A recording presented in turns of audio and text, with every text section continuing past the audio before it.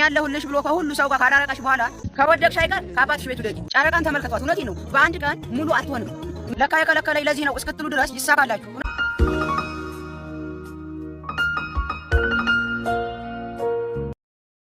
እኔ ያለሁልሽ ብሎ ከሁሉ ሰው ጋር ካራረቀሽ በኋላ ከዛ ጥሎሽ እንደሚሄድ ሰው ክፉ የለም። እውነቴን ነው። ምን አለ ከሰዎች እንኳን ባይለይሽ እሞትልሻለሁ ምናምን እንዳለ ሆኖ ምን አለ ከሰዎች ጋር ዝም ይብልሽ። ከሰዎች ጋር እንደ ወደዛም በዚህም ብሎ ግን ጥልጥል ያረግሽና ልክ ብቻሽን ስትሆኚ ጥሎሽ ይሄዳል። የዛኔ አንቺ የት ትገቢያለሽ? ምን መጠጊያለሽ? ትራስሽን ታቅፈሽ ማልቀስ፣ እስትንፋስሽ በቃ እንባ ብቻ ሆኖ ይቀራል። እውነቴን ነው። ከወደቅሽ አይቀር ከአባትሽ ቤት ውደቂ። ከተሰበርሽም አይቀር እዛው ከአምላክሽ ቤት ተሰበሪ። አንድ ሸክላ እዛው ከሸክላ ሰሪታው ቤት ከተሰበረ እንደ አዲስ አፍርሶ ይሰራዋል። ከእናንተ ቤት ከሆነ ግን የተሰበረው አውጥታችሁ ነው የምትጥሉት። ስለዚህ እንደው ቢያንስ እንኳን በትንሹ የምትሰበሩበትን የምትወድቁበትን ቦታው ለመልቀስ ለመሰበር እዛው አምላካችሁ ቤት ተሰበሩ፣ አልቅሱ።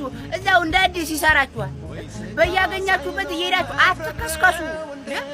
ያሳለፈችውን የህይወቷ ሙሉ ታሪክ ስትነግርህ እንደምትክሳት እርግጠኛ ነበረች። እውነቴን ነው። ግን አንድም ቀን በክህደት ይሆናል ብላ አስባተው። አየሽ፣ በህይወትሽ ገና የሚጠጉ ሰዎች ስላንቺ ሙሉ ነገር ማወቅ የለባችሁ።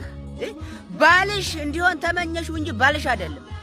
የልጆች አባት ይሆናል ብለሽ ተመኘሽ እንጂ ገና አልሆነም። ስለዚህ በፍቅር ስትኖሩ ያ አፍቃሪውም ተፈቃሪውም ተብዬ ሰው ስለናንተ ሙሉ ነገር ማወቅ የለበትም። ጎዶሎ መሆን አለበት። ከእጅሽ ሲገባ ነው ሙሉ መሆን ያለበት። እናንተ እኮ ገና ሲመጣ ከኋላ እስከ የተወለዳችሁበትን ጀምራችሁ እስከ ምኞታችሁ መጨረሻ ትነግሩታላችሁ።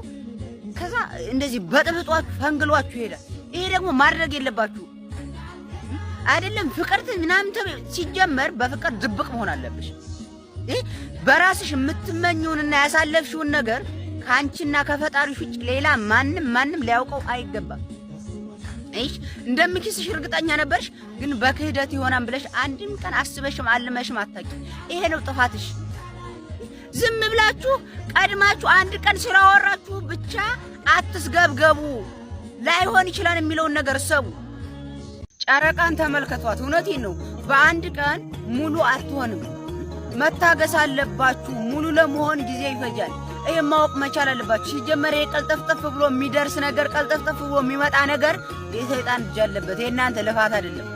ሙሉ ለመሆን ከጊዜ ወደ ጊዜ የተሻሻላችሁ ከአንድ ጎዶሎ በቃ እየጨመራችሁ እየሞላችሁ ነው እንጂ የምትሄዱት ይሄ ባንዲ ዝም ብሎ ካልደረሱ ሩጭ ሄጄ ዝፍቅ ካላልኩ አይባልም። መረጋጋት አለባችሁ። ጨረቃም ግማሽ ሆናም ታበራለች፣ ሙሉ ሆናም ታበራለች። ድምቀቷ ቢለይም ሰው ምንም ያክል ቢበድልሽ በቀል የሚባል ነገር እንዳታስቢ። እውነቴን ነው። ከህይወትሽ ውልቅ አርገሽ ትጠያቸውና አንቺን የመሰለ ልጅ ታሳጫቸዋለሽ። ከዚህ በላይ በቀል የለም።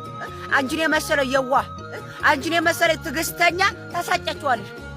እሷን ለመበቀል አይምሮሽን፣ እሱን ለመበቀል አይምሮሽን ስትበክይ ከሱ የበለጠ ድንዝዝ ደነዝ ግውዝ ነው የምትሆነው። እውነቴን ነው። ሰው አትበቀሉ። በቃ የሆነ ነገር ሲበድሏችሁ ትውት አርጋችሁ እናንተን የመሰለ ወርቅ አሳጧቸው። ከዚህ በላይ በቀል የለም። ብቸኝነት እናንተ ሲያጡ ምን ያክል ጅል እንደሚሆኑ አሳዩአቸው። ጅልነታቸው ይታወቃቸው። በቃ ለካ የከለከለኝ ለዚህ ነው እስክትሉ ድረስ ይሳካላችሁ። እውነቴን ነው።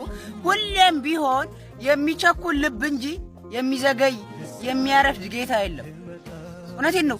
እኛ ቸኩለን እኛ እኮ እንደውም አንዳንዴ የሆነ ነገር ካሰብን ያቺ ያሰብናት ነገር ልክ ስለምትመስለን ሁሉን በአንድ ጊዜ ማድረግ ነው የምንፈልገው።